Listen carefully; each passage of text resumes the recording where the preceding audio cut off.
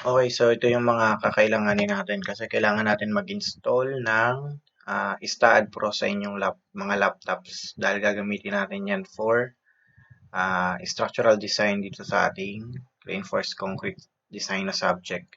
So ito yung tatlo. Meron ka ditong crack, Bentley STAAD Pro, tsaka itong SBC setup. So ito munang first, kailangan natin itong i-extract itong Bentley STAAD Pro. Okay, so extract files mo lang yan. Manggagaling yan sa akin, bibigyan ko kayo lahat nito, ano. Ilalagay ko sa G drive natin para meron kayong ma-download ninyo. Then, open nyo to. Wait lang. Iyan na muna natin yung Windows Defender. Kailangan ito ay i-off natin. Kasi baka burahin niya yung mga crack eh. Tulad nito.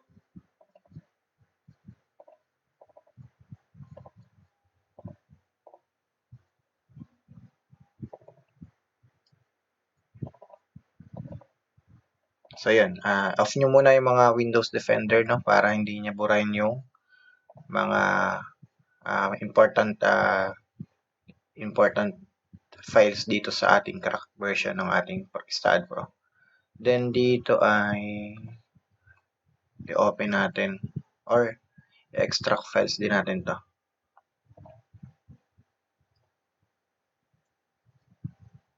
Yan. So, after nyo i-extract to, hanapin nyo yung SPC setup. Asa na yun? Ito. Kailangan natin itong palitan nung ibibigay ko sa inyong SPC setup 3.14.2. So, delete natin yan. Tapos, punta ka dun sa installer. Ika-copy mo to. Copy. Tapos, ipipaste mo siya dito. Yan. So, ito yung gagamitin natin. Pagkatapos, hanapin natin yung setup connection. Ito to. Ito yun yung 43,129 kilobytes. So, yan ang i-open natin ngayon. Yan.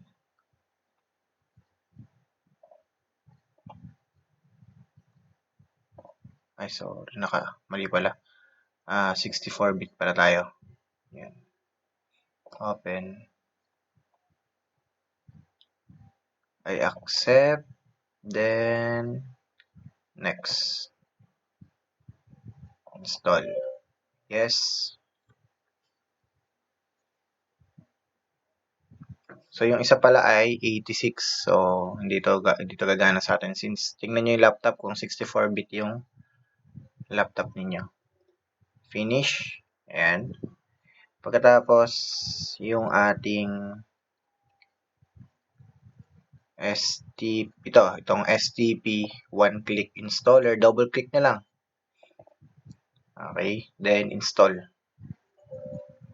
Yes. Yes.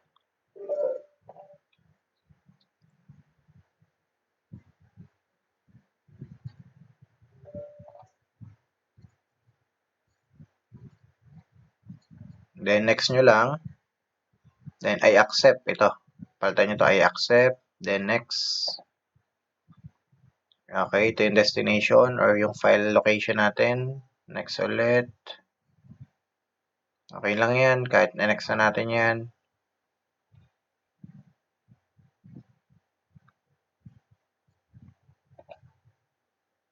Then, palitan nyo to. Gawin nyo tong metric. Kasi dito makita nyo imperial or English system or English unit system. So, metric yung gagamitin natin, no? The next. Ito yung mga naka-kilonewton, meter. So, kapag ito yung ginamit nyo, imperial, ang mga unit niya ay pounds, feet. So, yun ang magiging default niya ni STAAD.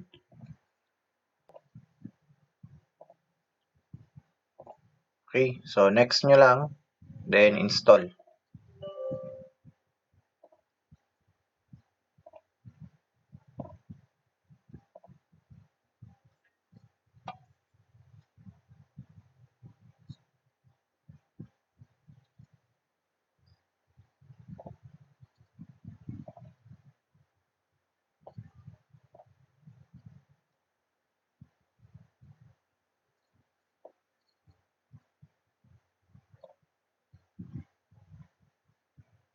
Okay, then finish.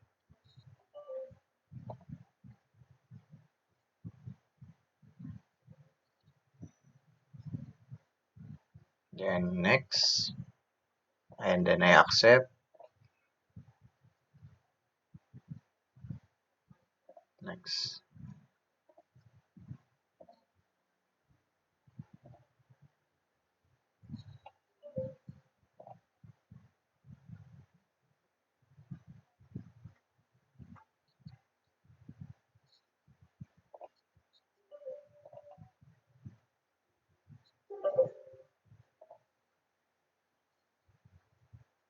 Okay. So, yan. Natapos na natin i-install itong 30 na to. Then, i-close lang natin. Pero hindi pa tayo tapos kasi kailangan ninyo puntahan tong crack. Tapos, ikakopy natin tong mga to. Kasi kailangan i-crack natin. Yan, yan. Then, copy. Ikakopy nyo dyan. Ikakopy nyo siya or i-replace nyo siya dito sa local disk C. Tapos, STAAD Pro V8i SS6. Ito una, measure. Dito nyo siya i-paste. So, i-replace nyo yung existing file dito. Yan. Tapos, alin pa? Yung section wizard. Kailangan din. So, paste nyo yan. Ayan. Then, yung STAAD. Ito. Yan. Paste. And yung RC Designer. Kailangan din to. Paste.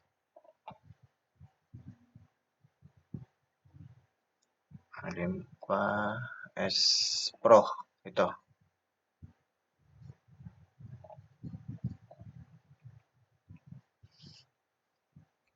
After nyan, wala na.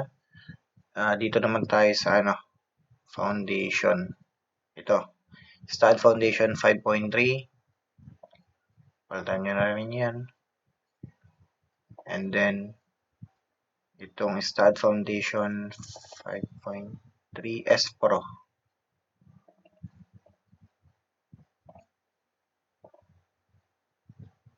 Okay? So, yun. Natapos na natin. So, kanina, kung makikita nyo, naka-install na sa laptop natin yung ayan, yung STAAD natin. Ito na yan, tsaka ito. Okay? So, ang gagawin naman natin, hindi pa tayo tapos kasi, ay sorry. Saan na yun? Ito. Buksan natin yung firewall. Punta kayo dito sa advanced settings. Kailangan ma-block natin yung connection dito ng internet. Para kahit nakabukas yung internet, pwede natin gamitin. Inbound rules, bago new rule.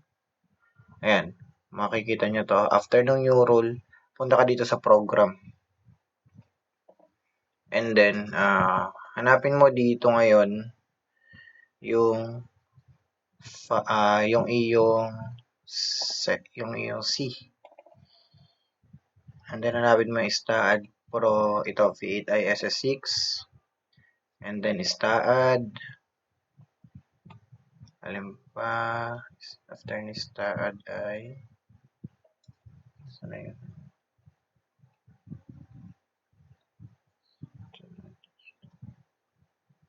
Hanapin mo. Ayun, yun. Ito. Hanapin mo to. Then, open. Ayan. Tapos, next. And then, ibablock natin yung connection. Tapos, next na ulit. Ayan. Then, next. Makalanan mo lang to ng STAAD. STAAD Pro. Ayan. STAAD Pro. Then, finish. And then, isa pa. Ayan, makikita mo dito yun. Nag-appear na dito STAAD Pro. Outbound rules.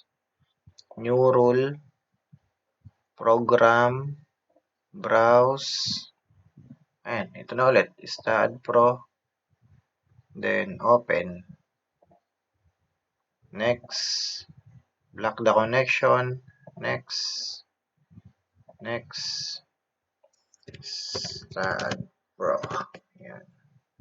Finish.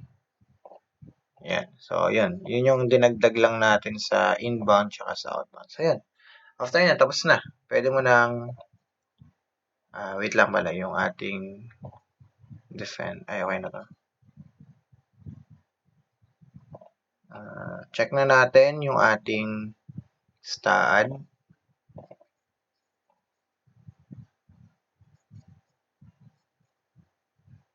Huwag nyo napansin pag lumalabas to, no? Pwede nyo na to i-close.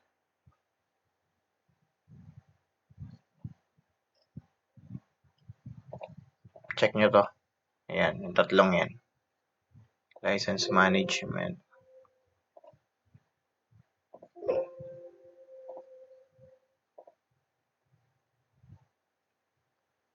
Ayan. Pwede na nyo na magamit to. Pwede na kayo mag-new project dito. Ayan. Space.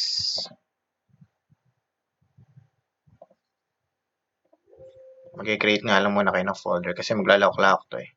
Ayan, basta okay na siya. Pwede nyo nang gamitin, ano? Okay? So, yun lang. Pag-install ng stud ninyo.